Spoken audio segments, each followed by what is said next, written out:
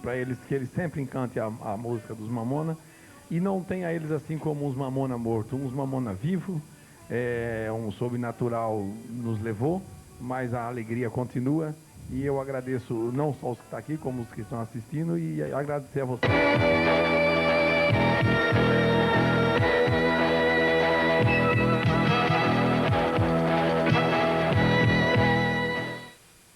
Boa noite. No Globo Repórter Especial de hoje, a história breve de um sucesso que arrebatou o país. Uma aventura de 7 meses. O tempo em que o Brasil pegou carona numa Brasília amarela e embarcou na delirante viagem dos Mamonas Assassinas. Quem eram, afinal, esses 5 rapazes de Guarulhos? Mamonas no colégio. Bons alunos? Uma advertência que era constante, tá aqui na ficha. Cabular aula e ficar dançando no pátio com o gravador ligado. Mamonas no início da carreira. Os roqueiros da banda Utopia também eram operários, de fábricas, escritórios ou comícios. Mamonas no auge da carreira. Ao contrário de outras bandas e de muitos artistas, os Mamonas nunca fizeram propaganda de nada, nem de refrigerante, nem de cerveja. Mamonas e um mistério. Por que eles tinham tanto medo de voar? Curioso é que para essa banda, o avião parecia mais do que um simples meio de transporte. Mamonas e as crianças. Por que elas gostam tanto deles? Tudo por amor aos Mamonas. No programa de hoje, cenas e sons inéditos. Você vai ouvir pela primeira vez Mamonas em castelhano. Desnudos em Cancún. Música gravada 2 dias antes do acidente. Chica, tus cabellos es la hora, tu cuerpo es una guitarra.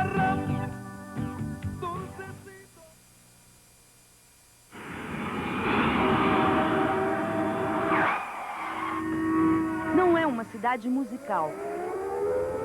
Se bem que seus sons são capazes de formar uma geração de bateristas ou guitarristas. A estrada no meio da cidade, turbinas a jato tocando antenas de TV. Um convite permanente à viagem. Basta aceitá-lo. Já vai! Foi o que fizeram os 5 garotos de Guarulhos.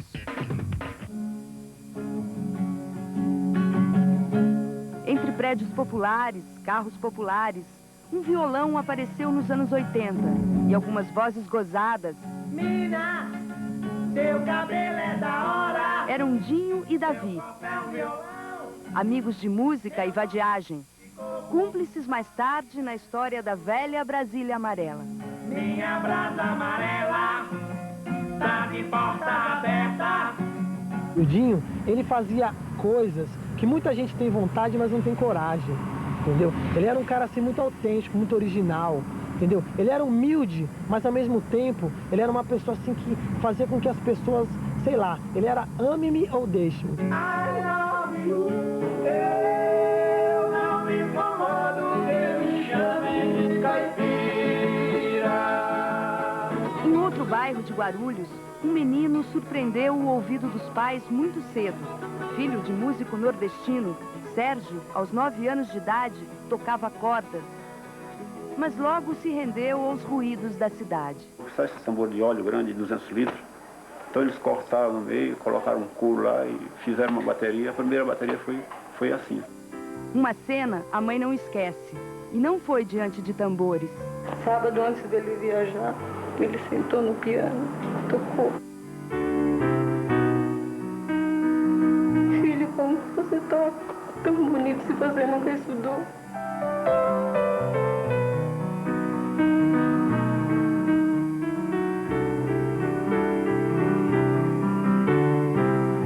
Sérgio, o irmão Samuel, Júlio, Bento e Dinho.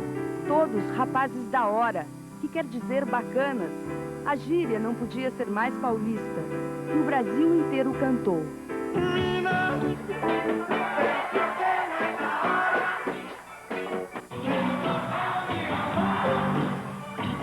A menina tem lindos cabelos, mas o corpo não é mais violão. 6 quilos mais magra, Mirella, a pitula da música Pelados em Santos, foi a musa do vocalista Dinho. Eu fiz essa música em Santos, quando a gente foi pra lá. Vocês ficaram pelados em Santos? Não! Ela também faz pesquisa musical. Mirella e Dinho se conheceram num programa de TV. O roqueiro foi procurar uma chance e encontrou uma namorada. Encontrou quase uma família. Ele sempre foi nosso amigo, ele sempre foi nosso filho. O Dinho, ele sabia viver, ele ensinava a gente a viver. Você se lembra da música que eles apresentaram? Era o Horizonte Infinito, né? Eu não vejo mais um horizonte perdido. Eu não vejo mais um horizonte infinito, já não sinto mais as suas curvas. Em medidas eu já não posso ver. Do que eu quero tanto dizer. Se me coloco frente a frente com um espelho e novamente me apanho fingindo. A utopia durou mais de 6 anos. Dinho foi o último a entrar no conjunto, a voz que faltava. A banda Utopia, que já existia antes do Dinho, eles estavam tocando numa festa junina. Aí, na hora do show, solicitaram quem sabia cantar uma música do Legião Urbana. Aí o Dinho saiu do meio do público e falou, eu vou cantar essa música.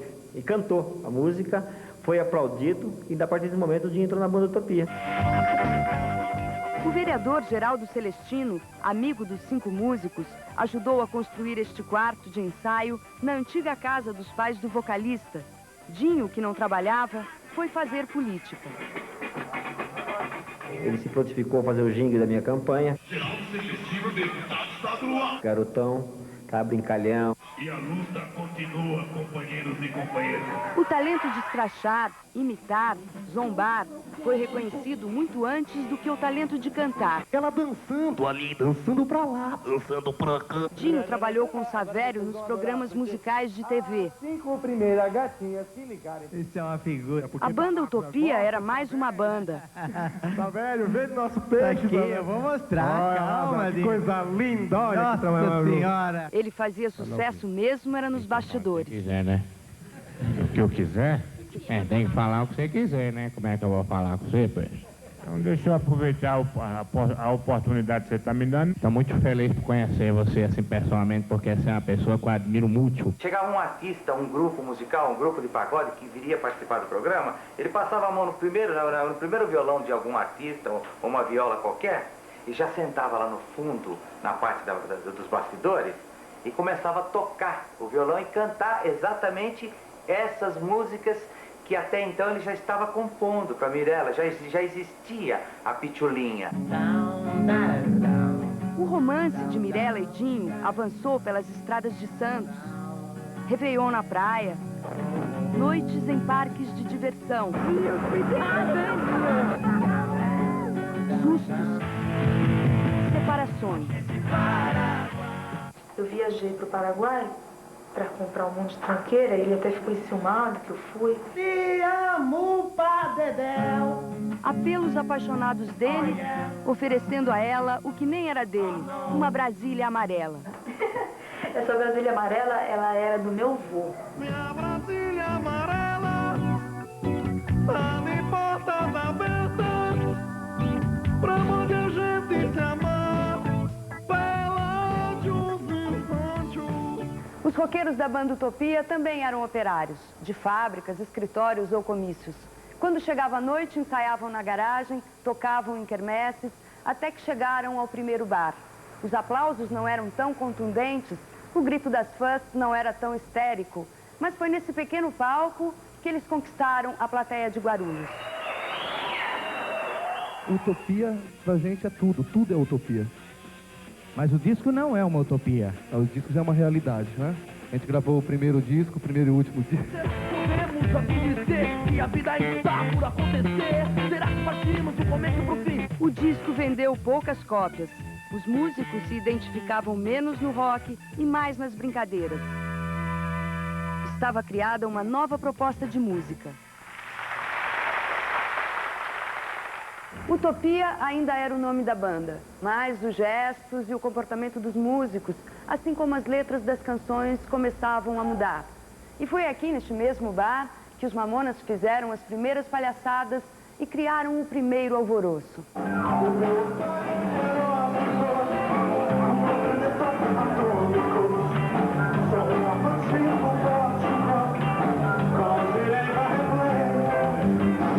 Os falsos cabelos saíram do estoque de uma loja de perucas falida, do sogro do vocalista, as roupas do guarda-roupa da sogra. Mirella bordou a cueca com lantejoulas, uma a uma. E convenceu o namorado a cortar os verdadeiros cabelos. Uma das mechas ela guarda com saudade. Finalmente começava a viagem dos 5 garotos de Guarulhos. A estrada, as turbinas, não eram mais, não eram apenas um convite. Para Mirella e Dinho, sim, o sonho acabava na falta de tempo, na pressa em que os Mamonas tinham de viver. A Brasília Amarela seria só uma referência poética. Logo viriam os carros importados e um novo amor. A Pitulinha, antiga namorada, ainda é lembrada em música. Para ela, Dinho vive nas palavras de uma dedicatória. Ele me deu de presente uma fita do Ghost, que era um filme que eu gostava. E no início, antes de começar o filme, ele gravou uma imagem dele e fez uma declaração de amor para mim.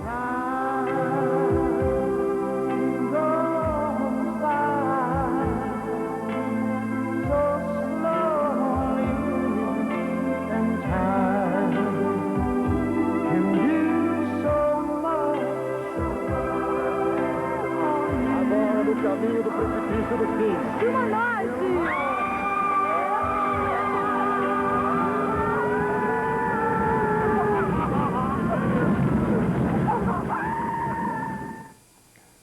Lembranças e pressentimentos.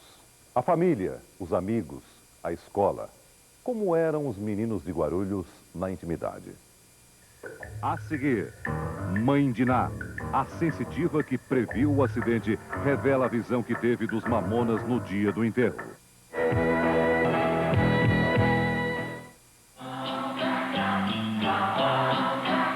É linguagem de criança, comunicação imediata numa história de amor à primeira vista. As crianças grandes do palco falavam bem alto o que os pequenos só costumam falar escondido.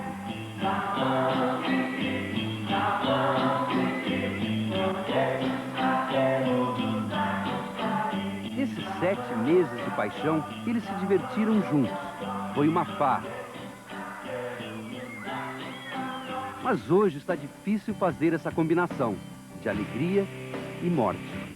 Ia pousar o avião, daí ele virou. Primeiro ele virava pra cá, ele virou pra cá e tinha uma montanha, ele bateu na montanha e caiu tudo. O Dino não queria que ninguém chegasse, ele fez o possível pra fazer todas as pessoas ficarem alegres. E eles não querem que ninguém chore. Os meninos do palco prolongaram a infância e fizeram das brincadeiras profissão. A mesma coisa que ela no palco era em casa. Sempre foi alegre, sempre contente, sempre fazendo piadinhas. Ele sempre foi muito dado com todo mundo, ele chegava, sentava no meio da rua, do outro lado, com o pessoal. E era assim, eram muito alegres, muito carinhosos.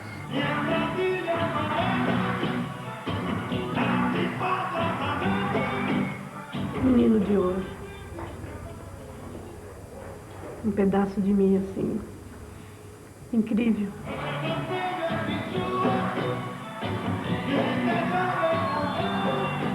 Não conheci ninguém que pudesse dizer, eu não gosto dele. Quando as brincadeiras de casa viraram música, começava um fenômeno raro. Primeiro foram as crianças. A elite musical torcia o nariz. Os pais se preocupavam com um estilo que beirava a indecência. Mas não durou muito tempo. Os Mamonas avançaram o sinal com um deboche que tinha cara de Brasil.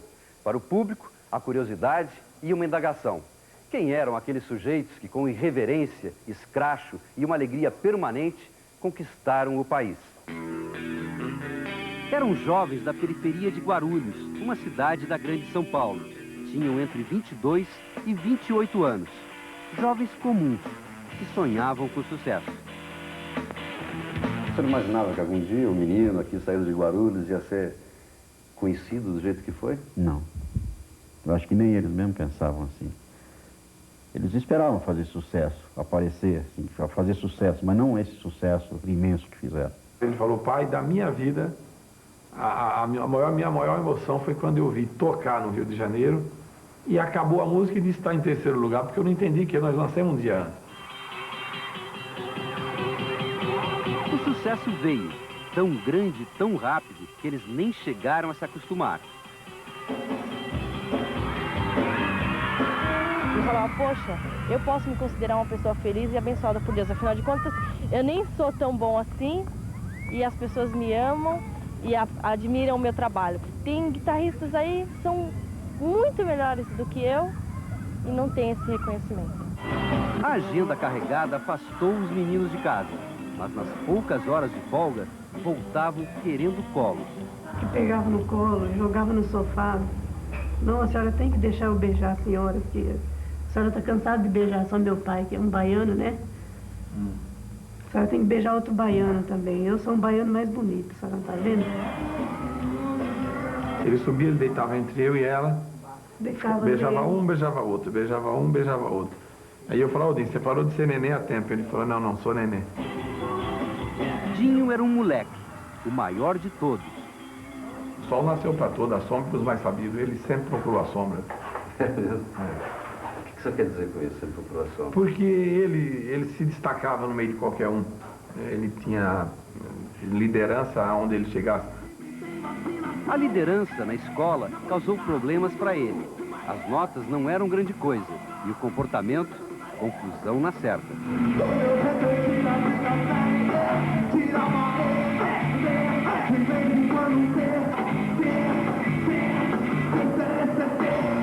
Só no ano de 84, Dinho teve 3 advertências. A mais curiosa já estava relacionada com o futuro do garoto, que na época tinha 13 anos.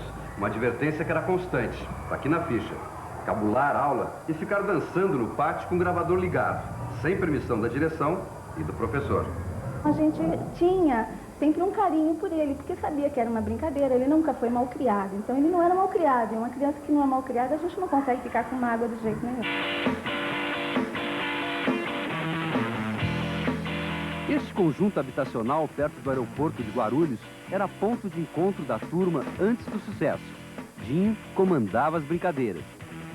Tinha uma corrida da cueca aí, não tinha, não? Tinha, no Ano Novo. O Ano Novo dava meia-noite, todo mundo ficava com seus familiares, né?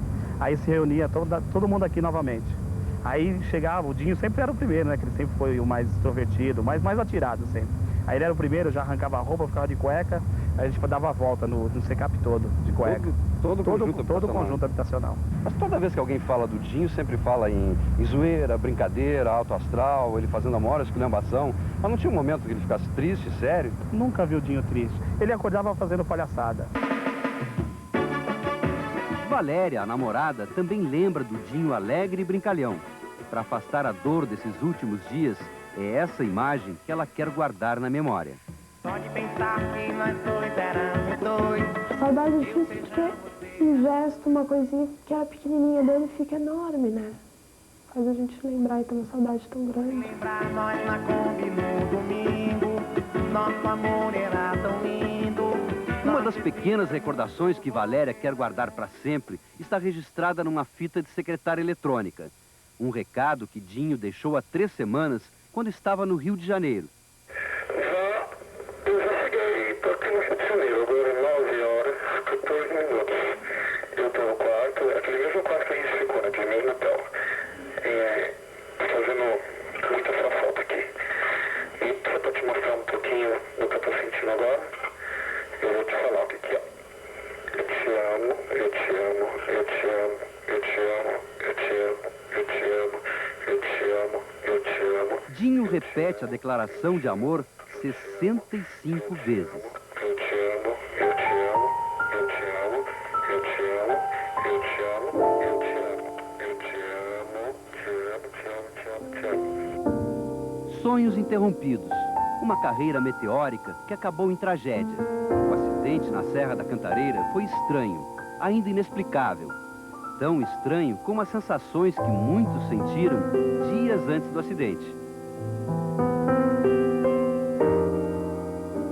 Quando eles começaram a tocar todo dia eu via.